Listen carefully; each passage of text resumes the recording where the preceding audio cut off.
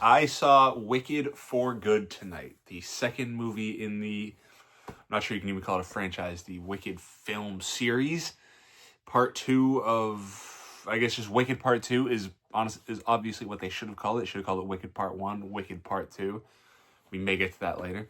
Anyway, this movie is, of course, based on the musical, which is a smash hit. Like, is it the biggest musical? It's the biggest musical of the 21st century. I feel like that's obvious. Obviously, you won't believe this, but I don't have the numbers in front of me. But I feel like it's safe to say Wicked's the biggest musical of the 21st century. One of the biggest musicals of all time. Everyone knows Wicked. This movie was, I think it was the first time they took a crack at it was in the 80s, maybe 1990, was Demi Moore's company wanted to make it. And then that, of course, didn't take off. There was, I'm sure, there were a dozen different tries. And then I think in 2011, 2012, there was a real effort for it, I think, from Universal. They had this rights the whole time. Universal wanted to do it in 2011 to 12 with Amy Adams and Lea Michele. Lea Michele from Glee, which, I mean, that would have been fine. That would have been decent enough casting. They were also between them or just doing the Broadway casting, which, again, that would have been fine. We'll get into why that might not have been so great later. But then the directors they were eyeballing were, I have them right here. It was J.J. Abrams, James Mangold, and Ryan Murphy, which, like, I mean, James Mangold would have been all right. J.J. Abrams, I'm sure, would have been a decent movie. A Ryan Murphy movie in 2011 might have been at least not the worst thing to ever happen, which, for Ryan Murphy standards nowadays, that's pretty good. But anyway, that didn't happen. That's probably too much time for to spend in a movie that never happened. And then in 2016, they announced with a release date for December of 2019, like, here we go. We're making it. It's official. We got a release date, so we got to make it, right? There are rumors of Lady Gaga and Shawn Mendes playing two of the leads. Shawn Mendes would have been playing Figaro. I always want to say Figaro. His name's Figaro. His name's not Figaro, but I mean the movie couldn't have been any sillier if his name were Figaro. More on that later. Not really, I don't think. So yeah, that movie obviously never happens, and that movie feels very of the times. I don't think that Wicked is like a obvious smash hit, but I don't think Wicked starring Shawn Mendes, it's the third role. It really isn't that important. Wicked starring Jonathan Bailey is not how they market it at all. It still would have been a hit. Lady Gaga, 2019, I think obviously would have been a monster. Anyway, moving on. February 2021. They finally get Jon M. They got their guy, which is like the equivalent of, I don't know, the Vikings getting J.J. McCarthy and being like, finally, we got him. We can just settle in. We got our guy. We got our guy to take care of the job. Because Jon M. is not a great director. Nothing he's made is really, like, all right, I did a cut there because I basically just started lying about having seen Jon M. movies without actually remembering what they were. And I remember what they were, or I didn't remember what they were. I looked them up. Now You See Me 2 and In the Heights are two of Jon M. works that I have seen. And those are not exactly directional masterpieces. Those are, to put them, I like Now You See Me. All the Zach heads out there saw me and Austin's Now You See Me 3 review. I'm a big Now You See Me 2 guy. But no one walked out like, man, the direction of that movie was really something. Who was behind that? Was that Scorsese? Did Scorsese do that one, or was it Spielberg? I can't remember.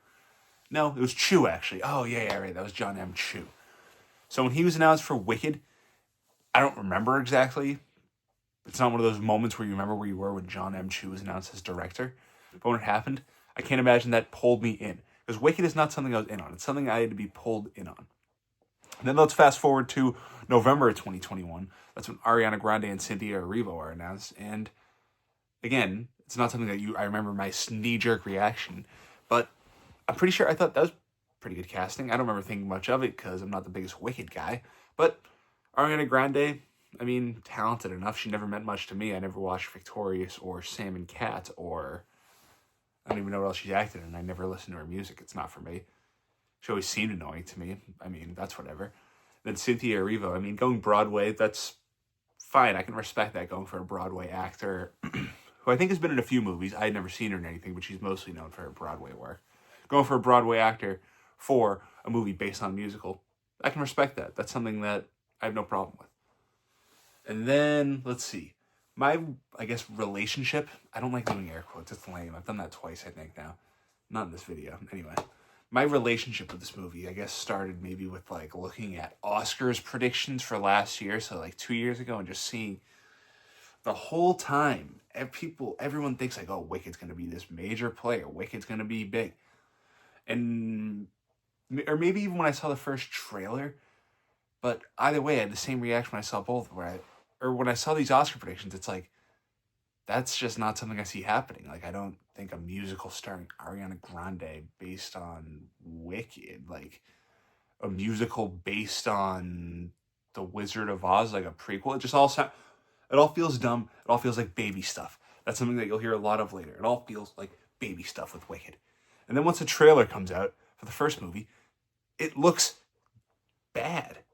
There's baby movies that can look great. This is not one of those movies that look good.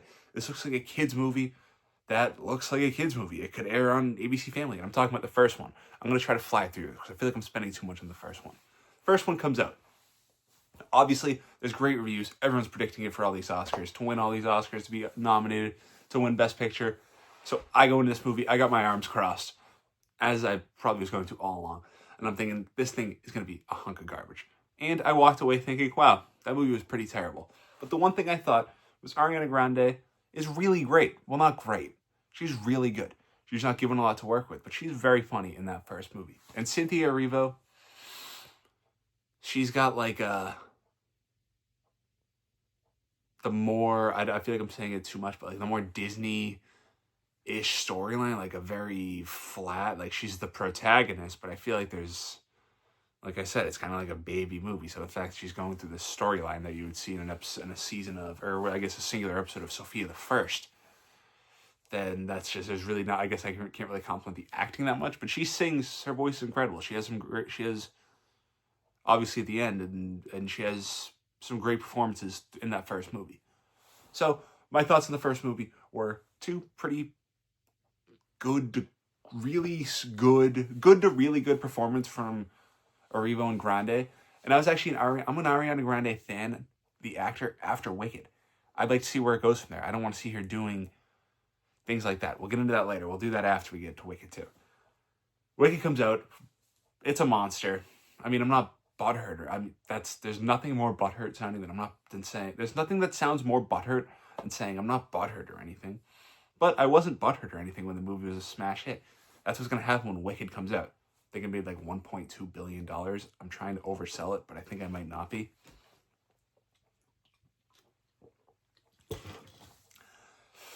But yeah, and then it gets all the Oscar nominations. I can't remember if Jonathan Bailey got nominated for supporting actor. If he did, that's just ridiculous. It really just completely overperformed for nominations last year.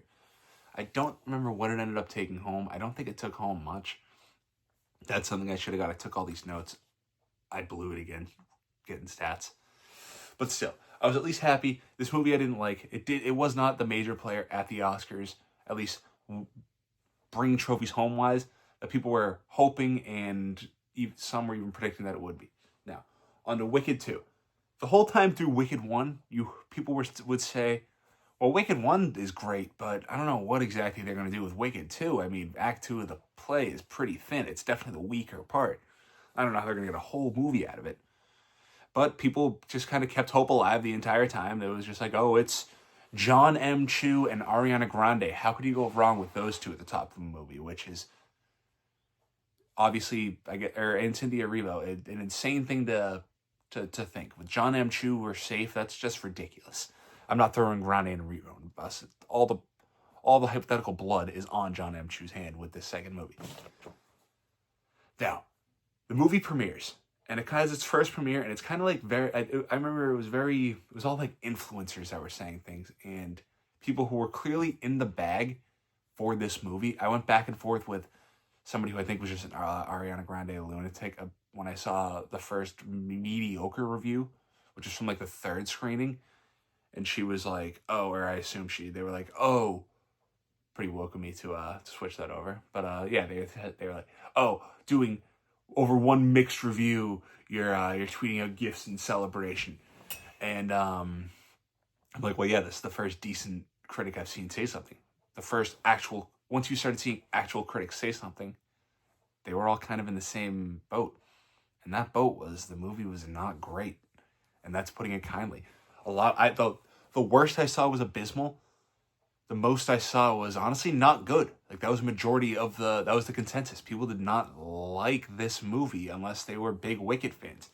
Even people who were like they said, lifelong Wicked fans were left disappointed. So right when I saw these reviews, obviously I was excited. I did not want this movie to be good. And there's nothing more satisfying than rooting for a movie to be bad than the reviews start coming out and it's bad. Like when the reviews for Springsteen really started to turn. Oh man, I was like a I don't know. God, whatever. It's late. I'm looking at the clock right now. It's like 12:35. Anyway, where was I? Okay, the movie comes out. The reviews are coming out. It's not looking great. People will tell you the reviews don't matter for this movie, but at least where they are, they're like still good enough where it'll be a player. But again, more on that later. So once I see this, I'm interested in seeing this movie essentially as soon as possible. Like I said, a movie that you want to be bad being bad, you also want to see it as fast as you can, so you can be like with Springsteen. I still wanted to see it. I wasn't in that much of a rush, but still I wanted to see it. It's like a car crash, but a car crash for I don't know. You would never really root for a car crash, but imagine a car crash you rooted for. That's what I had to go see with Wicked, and I was like, maybe they're showing a Wednesday premiere. Like what sometimes they do even like a day or like the Thursday is usually opening night. Sometimes they do the Wednesday early access. And sure enough, they were. So I see it's a mostly packed house, not sold out. Something to know for the box office. It'll still be a hit, but maybe not.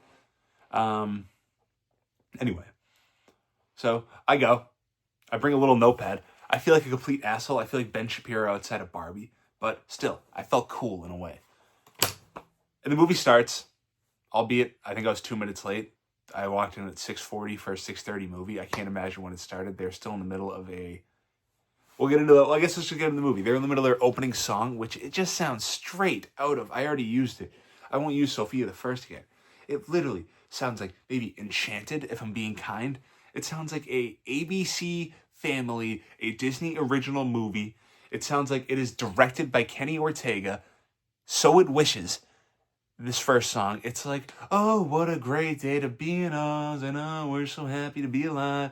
That kind of stuff. It's obviously not that exactly, believe it or not, but it's just terrible. It is baby stuff. It is incredibly lowbrow. I don't want to take down people who like it because movies are for everyone.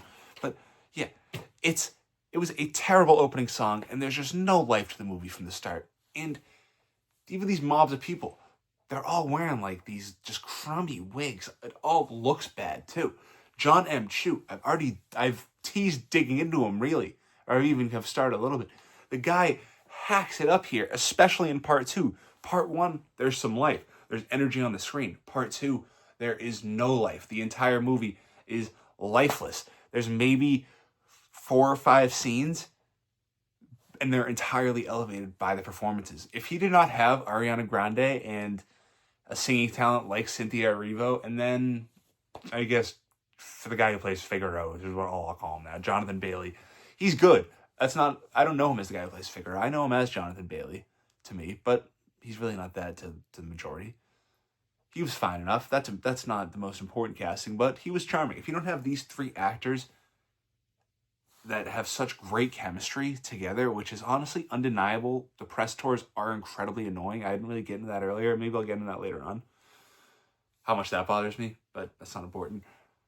The fact they have this great chemistry is just a godsend to Jon M. Chu, because if he got 2 actors that for the leads that just were not really on the same page, which obviously they auditioned all sorts of stars like Amanda Seyfried, Renee Rapp was in there. I have written down like LeBron talking about tight ends. Ooh, who else they auditioned? It was George Kittle, Mark Andrews, Renee Rapp. I believe they had Amanda Seyfried. Where is this? I'm losing my mind. I wrote this down. whatever. I don't want to whatever this because I actually do. Well, I would like to know. Dove Cameron. And that was the one, we'll get it. Actually, yeah, as far as the casting goes, Ariana Grande was perfect. She was a perfectly cast Glinda. I think I saw people thought Dove Cameron or Dove Cameron openly wanted it. And Amanda Seyfried, I think, openly wanted it. But, I mean, I don't want to use the O word when talking about women. Also pretty woke of me. But it just didn't feel like, I felt like she was kind of past that. And Dove Cameron, I thought, was my younger sister was big into Liv and Maddie, and she was funny in that show. So I thought that'd be good casting. And so, but, I mean, who am I guess? Like, oh yeah, they should have cast Dove Cameron, is what I'm thinking. No, I didn't put much stock in this movie as it went. Ariana Grande, I thought was good enough. And she was incredible. She was great in the movie. She deserved that first nomination, maybe even the win. And for this year, it's not so much her fault. You know, we'll do the Oscars thing later. Well, yeah, we'll do the Oscars thing later. Let's just keep going through the movie. Ethan Slater, the guy that Ariana Grande cheated on her husband with, and this guy cheated on his wife with Ariana Grande. The guy who plays Bach, I believe in his name, and spoiler alert, beep, beep, spoiler alert, the guy who ends up playing the Tin Man, he's decent enough, charming enough as well, but that character is just so foolish. He's got a terrible song at the start, and then he turns into the Tin Man. The Wicked Witch turns him into the Tin Man. And right after she does it, she's like, it's because his heart's hurting. He's like, oh, my heart, my heart. And then the Wicked Witch says to her sister, she's like, leave me alone with him for a minute. And then she leaves and she's like, I'm off to see the wizard, which is one of just the worst lines ever. I say one of because they use almost that exact line like 4 or 5 more times. And the sister's like, what about his heart? And she says, he won't need one. And then there's a big music cue. And he comes out and he's like, oh, I'm the Tin Man now. Completely ridiculous. Where were we? I'm just nitpicking songs here. I don't even really remember it. No Place Like Home. Just lifeless, no energy is what I wrote. Awful. Pixar shit, preschool. Those are all my notes for it that I wrote from the theater. Bach's song is bad. That's Ethan Slater. Why are you having this guy sing? This poor guy. You have all this talent. You're adding new songs. Apparently, there's songs in the second half that aren't great. I'm sure that's probably one of them. And I know you want to get in as many songs as possible because it's a musical. But I don't think we need Ethan Slater singing in a movie with Cynthia Erivo and Ariana Grande. No, Jon M. I know you definitely know more than me, and you're definitely a really good director. But I feel like we could do without an Ethan Slater song.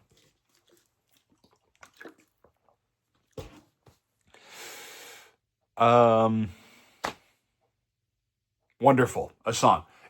We got Jeff Goldblum singing and dancing, which is like, oh, it's charming for about, 35 seconds. And then it kind of kicks around with Ariana Grande sings too. Cynthia Erivo joins in a little bit, and the song is just endless. It is such a slog. There's little dancing. There's hardly anything going on. They're dancing, but they're not really moving. I was trying to figure out how to word that, which way to go with that. But yeah, they're like they're doing moves, but maybe they're doing moves, but they're not dancing. How about that? It's just like, again, I know it's Jeff Goldblum, or it's the Wizard of Oz, so he has to sing.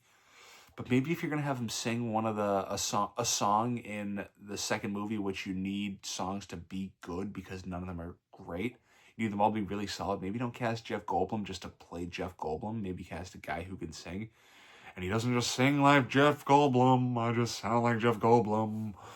It's completely ridiculous. It's stupid. Speaking of ridiculous, Dorothy's in this movie. And no, it's not like we see Dorothy and she's like a speaking role. It's like it's like her feet and you see her from behind and you see her walking around and you see her in the distance and she's like referenced. It's completely insane. If it's off screen, that's one thing. The name of this show could be the I Don't Know, but I don't know if she's a part of Wicked, the musical. I believe she is. But, I mean, the way they really, lean into it, hey, can you tell this is Dorothy? You know, from the movie The Wizard of Oz that this is based on, this is Dorothy, the girl with the red hair. You remember? You see her?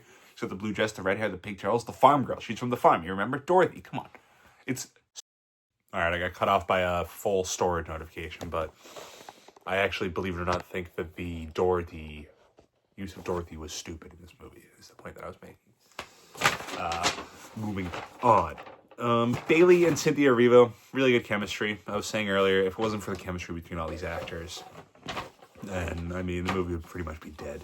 It's not like they're world-class actors. Ariana Grande is a very good actor, and she's young. She's new in her career, but she's still, like I said, young in her career.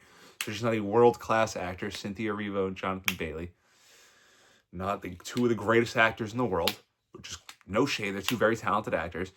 But the fact that they just have such good chemistry together is very important. And that's why they do all these tests. That's why they were cast in the movie. I think that it's a contender for best casting at the Oscars. That's something nice, I'll say.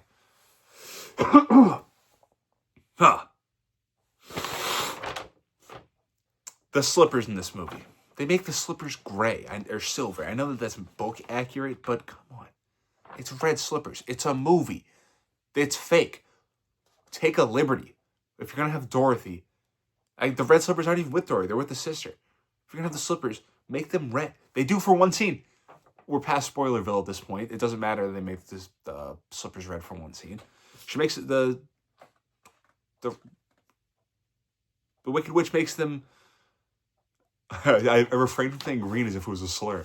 The Wicked Witch of the West, she makes them red for like one scene. And it's pretty cool looking, but they don't look great. But still, it's exciting. That's the most life, at least from as far as I'm concerned, maybe, the movie has the entire time. That's exaggerating. But still, come on. You got to do something about that. And then Dorothy, that's the next note I have. I don't know what the point I was going to make. It's just terrible. It's ridiculous. When Dorothy gets the slippers, it's at the start of the movie. She finds the crushed wizard with the house. And that whole scene in this movie is so silly. You see Dorothy skipping off, and then the green one comes in, and the Wicked Witch comes in, and she's like, "You sent that farm girl off to see the wizard?" Again, I don't know if that's written in the musical, but I feel like if you have a guy working on the screenplay as talented as Jon M. I'm not 100% sure that he even wrote it. There's enough blood in his hands, so I'll give him the credit for it. I feel like we can punch that one up a little bit. I don't think we have to have that one. That's, again, for babies from the 19th century that want to read more about the Wizard of Oz, is what that line was written for, if it's from the original. And if not, and that's a line that was written, whoever was written by that should, be sent to Oz themselves. There's no other really way to put it. Thought I had more. Maybe not. Anyway.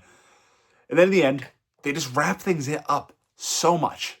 It's completely insane. I use that a lot, and it's really not completely insane. But it's just like, oh, Glinda goes around. Let me put a bow on this storyline, put a bow on that storyline. Two things I didn't touch on. One thing I didn't touch on at the start, which will lead into another thing that I didn't touch on. And it also connects to this. At the start, there's so much like... I believe the term is exposition dumping, where it's just like, oh, I think I talked about this, and I'm not sure which review. It was one of those ones I was alone for. But it starts with, duly appointed, or Michelle Yeoh is like, duly appointed. I'm putting a British accent on, which I guess is the correct choice instead of the alternative. Duly appointed chief of security, or whatever the name is, Figaro, as we all know. And he's in charge of that. And it just kind of does all stuff like that. And it's like, oh, Glinda is in charge as well, because we all know that as well. And it's just stupid. It's for the 50th time in this video, I'll say, it's for babies. And the person responsible for a lot of that, Jon M. and Michelle Yeoh, her performance in this movie, I do not remember being one hairline fracture as offensive as it was in this one. She won an Oscar 3 years ago. She's one that, sure, yeah, she deserved. Yeah, whatever. We're not going to do that now. Yeah, she deserved. She deservedly won an Oscar. She won an Oscar. She swept she won half the awards, 70% of the awards, 60% of the awards, I'll settle that. So she's capable. She's a more than capable actor. And what she's doing here is like reading off of cue cards. It's like she's Christopher Walken hosting Saturday Night Live. Just like, the the Arianna Grande is in front of me. I'm just looking up there, just like I'm reading right out there as I'm talking to you. It's the first time I'm seeing it. People will throw this kind of stuff around. I don't know if it's the worst performance of the year, but I mean, it's got a claim at the belt. It's got as good a chance as any, I think, if we're being completely honest. Maybe I'll do that. You know what? A little tease for the end of the month. I'll do like some worst of the year as well as best of the year. And Michelle Yeoh would be nominated for a Golden Raspberry Award. Is something as far as I'm concerned, which those awards are lame and that whole process is lame. But all right, we're gonna keep chugging along. Low battery percentage. We're plugged in. Final stretch. Where was I? Before I was so rudely interrupted. Anyway, yeah, one more thing I forgot to touch on. Coleman Domingo as the Lion. That was something that was like teased by cinematic mastermind Jon M. He was like, when you see who plays the Cowardly Lion at the red carpet, you are going to literally shit your pants. You better be wearing 3 diapers. He said to like a room full of people. It was crazy. And then the next day I was like, oh yeah, Coleman Domingo is playing the Lion, by the way. I guarantee people were confused by that, but the only explanation is he said that, and the studio was like, what? Or even Coleman Domingo himself was like, what? Like, you're saying that about me? Coleman Domingo? Are you thinking of the right guy? What world do we live in? I love Coleman Domingo. I own a lot of land on Coleman Domingo Island. I'm a Coleman Domingo shareholder. Sing Sing. He maybe should, he should have won the Oscar last year. I think he was number 1 on my ballot last year. And that movie maybe should have won Best Picture.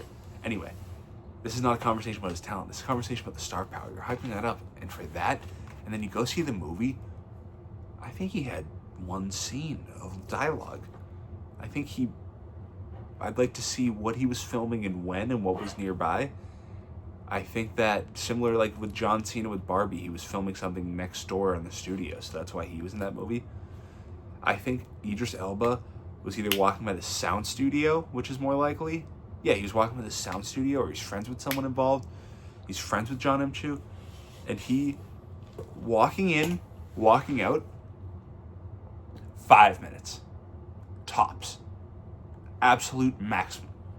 The guy's a pro. He was in that room. Oh, you know what? I'm not going to be ridiculous. 6.5 minutes is the absolute maximum time it took him to record these lines. And this is not a big deal, but I just want to take another chance I get to really, I'll just say, dunk on Jon M. for lack of a better term.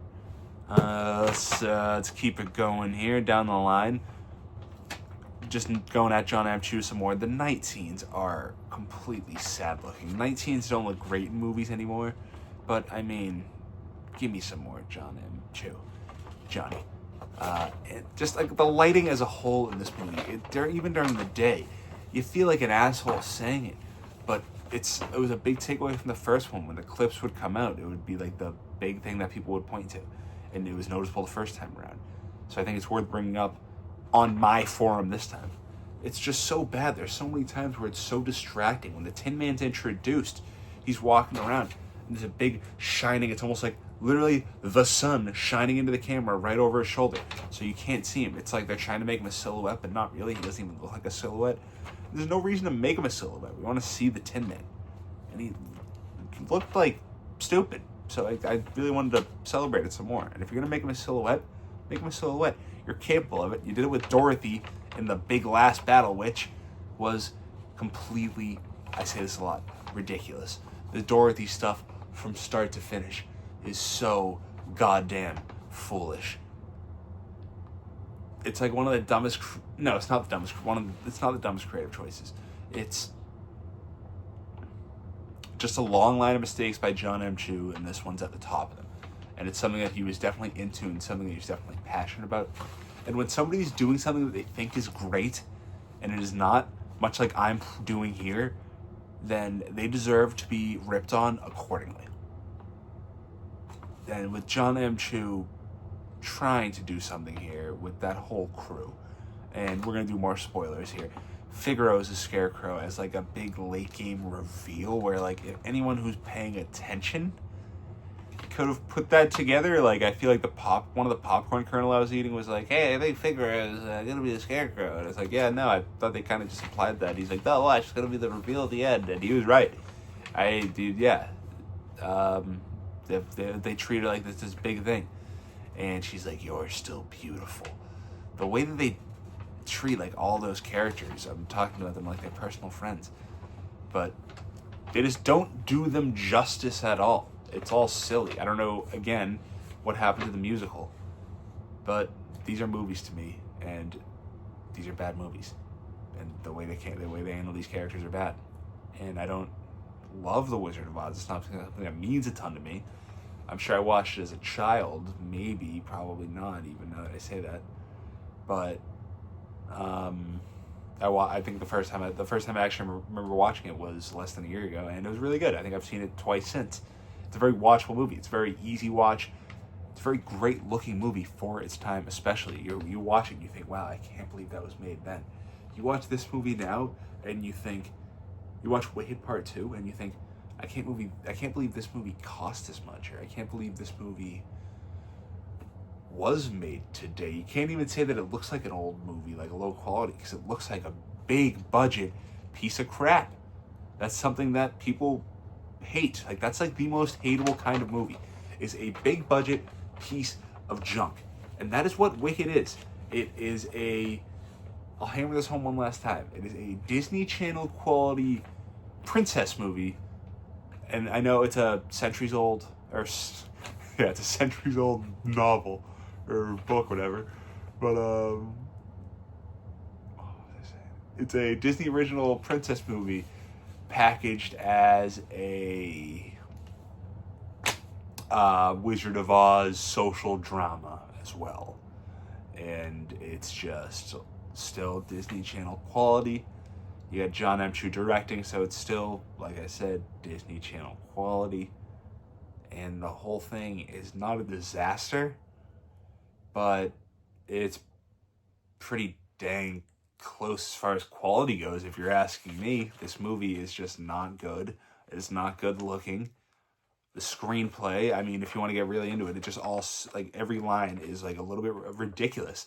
They say give you one tick of the clock 5 or 6 times, and it's just, like, all that cutesy little stuff.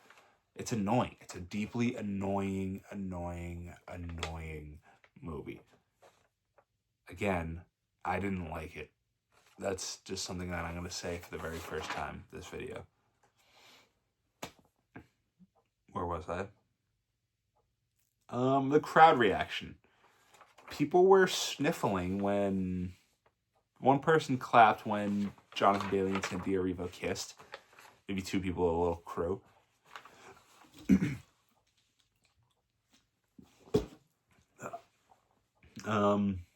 And at the end, people were sniffling at, like, the big emotional ending when it was just Glinda walking around there. I heard a lot of I was trying to emulate that, but yeah, it was a lot of deep sniffling. And there's a lot of, clearly, the cries. A lot of people were crying around me. I think the 2 girls behind me and the girl in front of me both crying. Yeah, but then on the walkout, I can't be 1,000% sure, because I might have just been hearing slight tidbits and filling in the blanks what I wanted to hear. But I heard one group talking about how much they were laughing, and then as I walked in the bathroom, I hear that, at the end of laughing, he's like, it's so bad. Like, that movie was, like, that was, all right, they didn't say that much. It was like, oh, that was so bad. Like, I don't know if they're saying the movie was bad, the laughing was bad, but I don't know. And then I walked from the bathroom, I walked back into the theater, pretended I forgot something, and because there was nobody stays for the credits for Wicked, believe it or not. I don't think most people in that crowd know how to, and then I walked out to hopefully hear some more chit-chat about the movie, and I heard this old couple. I wasn't going to ask anyone about it. Maybe I will next time for a big movie like this. Maybe I'll ask someone what their thoughts, or even record it, or even write it down and then get to it here. Maybe ideally record it right there if it's in the mall and it's at that time. Anyway, this old woman was saying, what was she saying? She was saying, something along the lines of how she didn't like the second act of the musical. And I feel like Nick Adams is making stuff up right now. You know, I actually overheard these two women talking about how much they love the work that Donald Trump is doing. They actually heard these two old women talking about how much they hated the work of Jon M too. But no, I heard them saying that they liked the first one more. That was what the theme of it was. I can't remember exactly what it was. Yeah. Anyway, Oscar, I feel like this has to be out of Best Picture. I know last year I didn't like this movie and it got in and it was like a firm contender and it could have won. But this movie is just so poor. It's just so poorly done. It's so poorly written. There's some good performances. We can get 4 nominations, but Best Picture, really? What are we going to nominate this over? I haven't seen it, but, I'll do this movies I've seen. We're going to nominate this over, it was just an accident, Testament of Ann Lee. Like, no other choice. These are, Is This Thing On, obviously. Like, there's so many great movies that obviously won't get nominated. Do we really need to cut the field from 10 to 9 just because, Wicked 1 got in, so let's just nominate 2? Because from the proportion I've seen of the critics, people do not like this movie that much. And yeah, people just don't like this movie that much. I don't see the support picking up. All the scores are good right now. It's only going to go down because the people who saw this movie and rushed to review it are people who like this movie a lot, and also people who don't like it. But I feel like the more that normal people see it, they're just going to like it less, and there's going to be less appetite. I don't think that the box office is going to bomb. Obviously, this is supposed to be Oscar talk, but the first weekend or so, the first 2 weeks, I think are going to be big, but I feel like it's just not going to have much life maybe after that. Not like it'll fall off completely, but I feel like you could see a high 60s, like a 70% drop off that third weekend, even 60s in the second weekend. I don't know. I'll do like a box office thing. I'm going to start promising a lot of videos. I'll do like a box office thing for maybe the winter or something like that. I don't know. Or I'm lying. A December thing. Yeah, I'm just making stuff up. Yeah. So Best Picture, I feel like it has to be out. Best Director, LMFAO. Best Actress, I said this with sentimental value. This is like a bloodbath of a field, and it's been a lot. Everyone kind of has had, not everyone. There's like 10 contenders, so if you're on half the ballots, that's pretty appropriate. That's pretty impressive.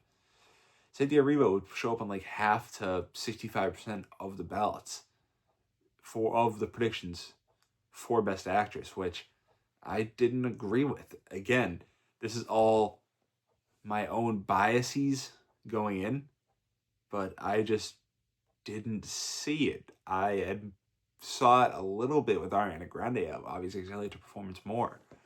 But for a movie that I heard was weaker, and a weaker version of a movie I didn't like, I just didn't see it doing as well. And I felt like with Best Actress as heavy as it was, I just didn't see. I thought Cynthia Erivo would be the snub of the season, was honestly what I was thinking. I didn't think that she would just miss out. I thought that she would be the snub of the season, and that would be the story. Not that she dropped out, which I think she did. I don't say that. I mean, I say everything with that chest because I'm kind of a badass, but that's not something I'm going around fighting with people on. I don't really talk about this kind of things with people, I guess, anyway, but it's not the kind of thing I would really fight with someone that I think she's going to miss. But, I mean, you got, again, actually, no, this won't even be LeBron. It's going off the top of the head. You got Jessie Buckley. I already said Amanda Seyfried. Rose Byrne, Emma Stone. I don't think Jennifer Lawrence is a real contender. Chase Infinity. Shit. I said all these names really fast to try to sound smart and then kind of forgot.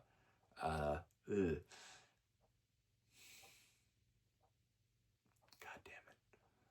Anyway.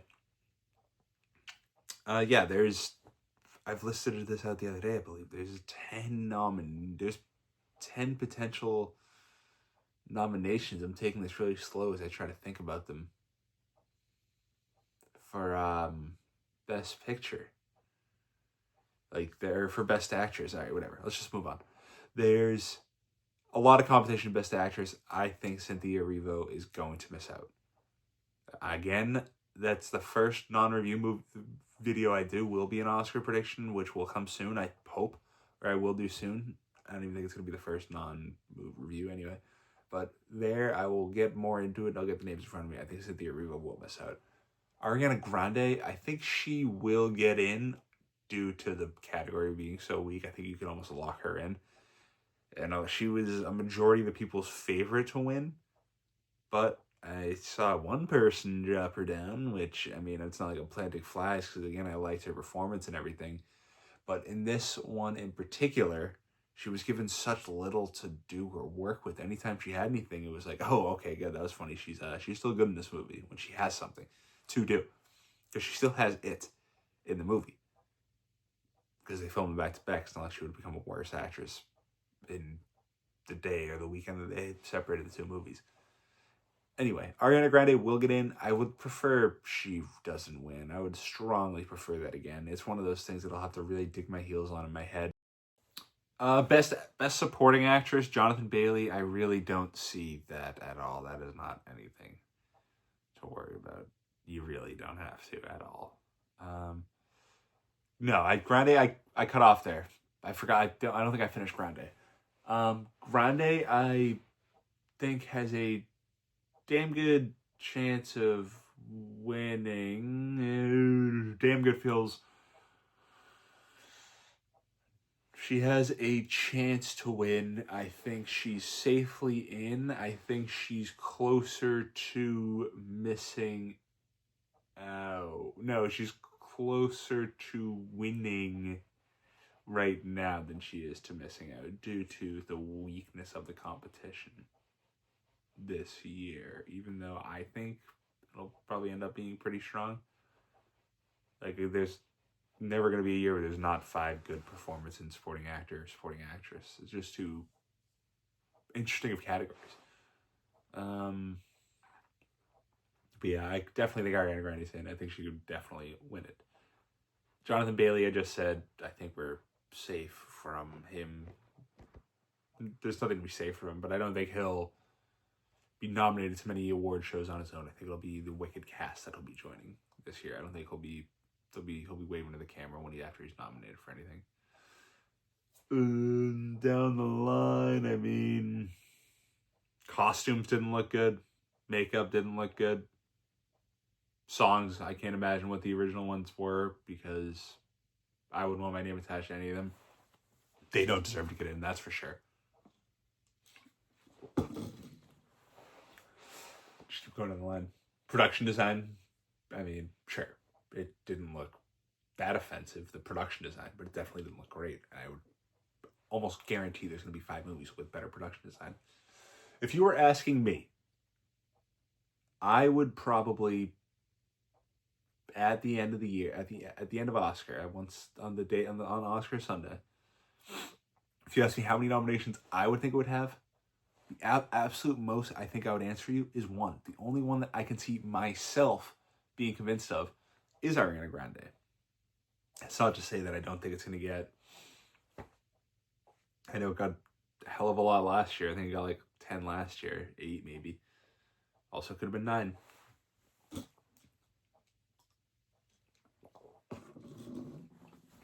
But I think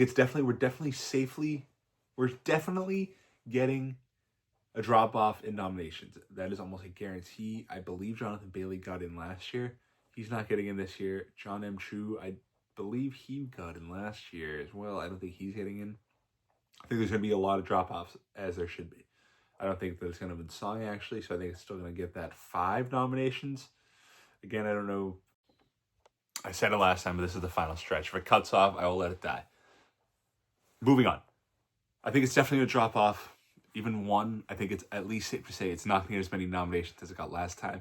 Personally, I think it's going to drop off even more. I think it's going to get the 4. Feels like a good number. I'm not going to dive into them all right now. All the Oscar category by category. Ooh, casting. I feel like we're going to get to a point where again, Oscars aren't really sports. It's really not like a similar comparison. But I feel like we're going to get to a point where there's going to be so many categories for the Oscars where Christopher Nolan's like final movie is going to win like 20 Oscars. And it's going to be like, oh, wow, Christopher Nolan movies ended up winning 75 Oscars in his career. But it's like, well, when Scorsese was starting out, there was not as many Oscars to hand out. And there was not as many... There's not as many Best Picture nominations. I feel like it's going to be inflated. I would not want Oscar to get inflated. I think, much like everything else in existence, I think it's perfect just the way it is. And to keep it perfect just the way it is, folks, Wicked for Good should not be much of a player this cycle. I don't know. I tried to bring it back for the ending, but that wasn't very good. Yeah, Wicked for Good. If it's for you, obviously you're not going to listen to some guy like me tell you not to see it. But, I mean, I would suggest not seeing it. And if it's not for you and you were thinking, oh, maybe I'll go see it, obviously, if you've listened to this whole thing, don't go see it. It's not even really worth it for a laugh. It's just like, it would be annoying to someone else. It's like, I planted the flag at a funeral today. That's why I had a good time. If you have stock in it like that, run to see it. If you want it to be bad, go see it tomorrow night. Go see it, or tonight, Thursday night. This is what I'll try to release this on Thursday. Go see it as soon as possible. Because seeing it in a crowded theater and just like, it felt like the energy was dead. Like people were dropping their phones. You could hear like, I saw them taking pictures, but you could hear like the sound of the phone dropping underneath the seat. And that doesn't happen when you're just sitting there. That happens when you were using your phone and putting it in your pocket, or when you're trying to get your phone. That happens when the movie's dull. And the movie is full of babies. Oh, yeah, kids. Anyway. Yeah, Wicked for Good. More like Wicked sucked ass.